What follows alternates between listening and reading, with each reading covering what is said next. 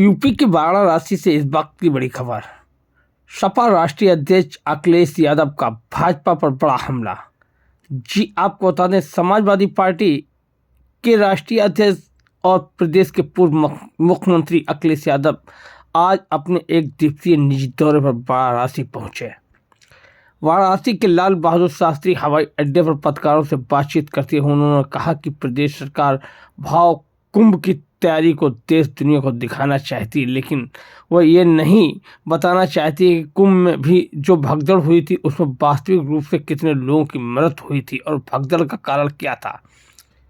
उन्होंने कहा कि कुंभ में 100 करोड़ रुपए से ज़्यादा खर्च करने की बात कह रही है, लेकिन कुंभ में ये पैसा कहाँ गया और उसकी तैयारी क्या की गई ये बताने की जरूरत नहीं समझ रही है। एक प्रश्न के उत्तर में कहा कि प्रधानमंत्री नरेंद्र मोदी अमेरिका गए हैं, ये काफ़ी अच्छी बात है, लेकिन इससे अच्छी बात तब होगी जब अमेरिका का व्यापार भारत में आएगा। अमेरिका के हाथों में हमारा बाजार न चला जाए, इसको भी देखना पड़ेगा। एक प्रश्न के उत्तर में उन्होंने कहा कि आपके पैसे की कीमत नहीं बची हुई है। डॉलर के मुकाबले रुपये का ग्राफ तेजी से नीचे गिरता जा रहा है। आप स्वयं सुनिएगा क्या कहते हैं सपा सुप्रीमो अखिलेश यादव।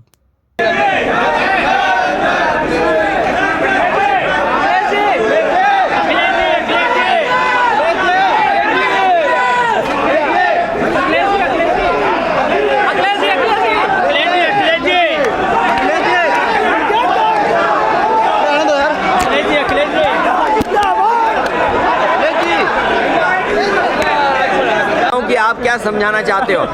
जिस सरकार ने ये कहा कि विकसित भारत बनेगा, जिसने ये कहा कि बनारस को क्यूटो बनाएंगे, और विकसित भारत का इंफ्रास्ट्रक्चर कैसा होना था आपने कुंभ में देखा कि अगर इनका इंफ्रास्ट्रक्चर अच्छा होता जी, और जो तैयारी बताई थी कि 100 करोड़ की उन्होंने तैयारी की है, अगर 100 करोड़ की तैयारी होती तो लोगों को ये असुविधा नहीं होती। लोगों की जान गई है, लोग बड़े पैमाने पर परेशान हुए हैं। जाम में न केवल श्रद्धालु लोग और जो लोग आए थे दर्शन के लिए वो परेशान हुए, बल्कि आम जनता भी परेशान हुई है। लोगों की जान गई है। जो सरकार लगातार दावा कर रही है वो अभी तक ये नहीं बता पा रही कि जान कितनों की गई है। केवल भगदड़ की जान नहीं, जो लोग यहाँ आए दर्शनार्थी श्रद्धालु, उनकी भी बड़े पैमाने पे जान गई है, जो सरकार छिपा रही है। हाथरस में एक बड़ा हादसा हुआ है। 50 करोड़ तो नहीं आए हैं, 60 करोड़ लोग आए हैं। आप भी झूठ मत बोला करो। आप उनकी गिनती कम मत करिए। वीआईपी मूवमेंट बंद नहीं हो रहा। आप उनकी गिनती कम मत करिए। वीआईपी मूवमेंट बंद नहीं हो रहा। गिनती कम कर करके आप उनको भी परेशानी में डाल रहे हो। जो आंकड़ा आएगा वो 60 करोड़ का आंकड़ा आएगा, लेकिन 60 करोड़ के आंकड़े के बाद भी जिन लोगों की जान गई है, जो भगदड़ में मारे गए, उनकी भी अभी तक सूची नहीं दे पा रहे हैं।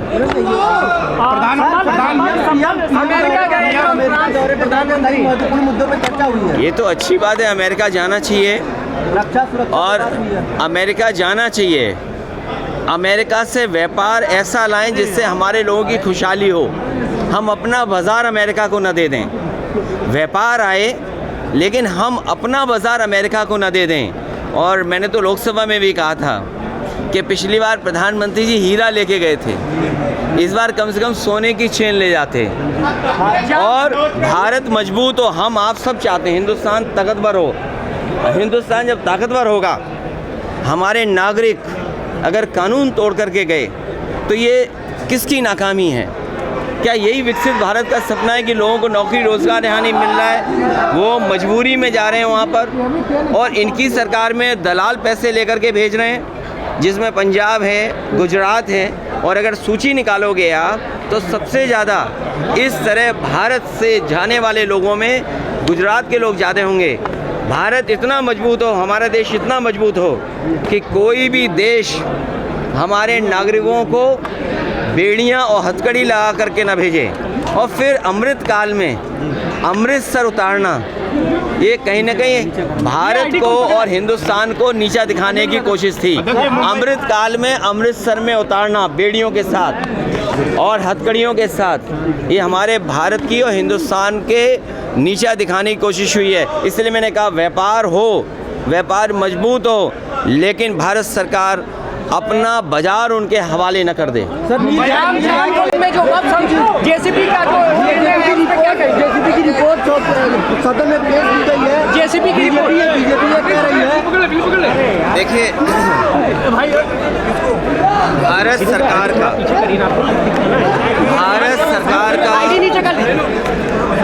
अब तक का सबसे बड़ा बजट पेश हुआ है।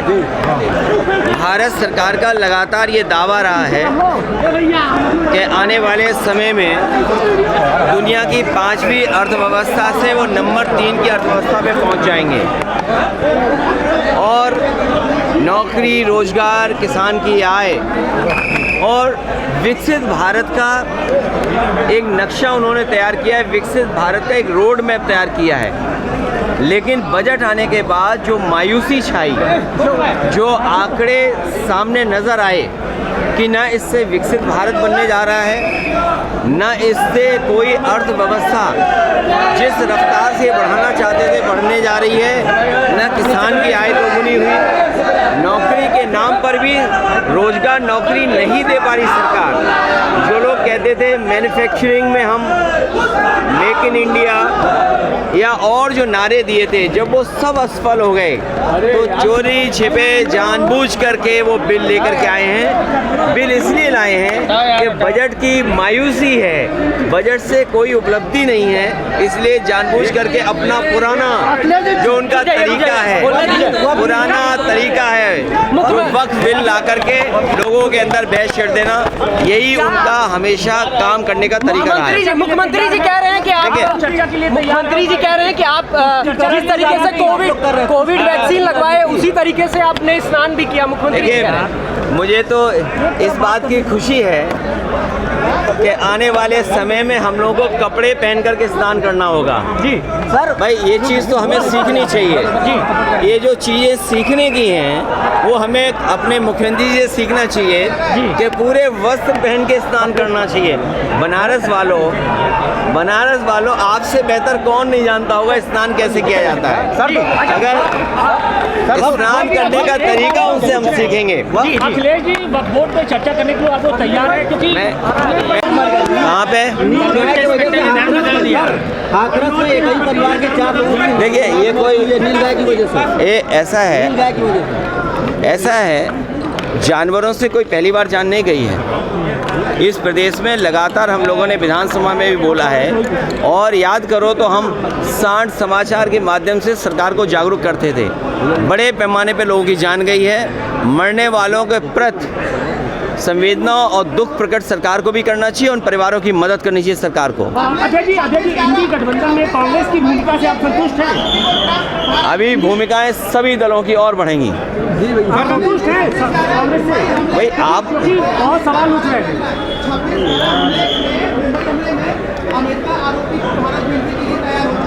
तो ये तो जो भी भारत और हिंदुस्तान की सीमा और भारत की आंतरिक सुरक्षा के लिए खतरा बनता है उस पर कार्रवाई हो, उसमें हर देश को सहयोग करना चाहिए। मुंबई कोऑपरेटिव बैंक आज बंद हो गया है, कई लोगों का पैसा फंसा है। लोग कहाँ पर? मुंबई का कोऑपरेटिव बैंक को बंद कर दिया गया है। देखिए, कोऑपरेटिव यूनिवर्सिटी बनने जा रही है और कोऑपरेटिव में मुझे नहीं पता है कि किस कारण वो घटना हुई होगी जहाँ पर अकाउंट, लेकिन सच्चाई ये है कि आपके पैसे की कीमत नहीं बची है। जो लोग अगर रिबेट भी दे रहे हैं या आपके 12 लाख पर कर रहे हैं तो बताओ महंगाई क्या है।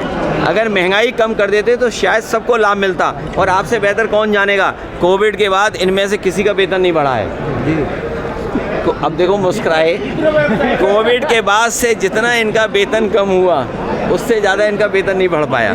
सर वो बिल को लेकर के ये कोई नई चीज़ नहीं है, छापा मारना है। सर वो बिल को लेकर के बीजेपी के लोग ये कह रहे हैं कि आप लोग पुष्टि करें कि देखिए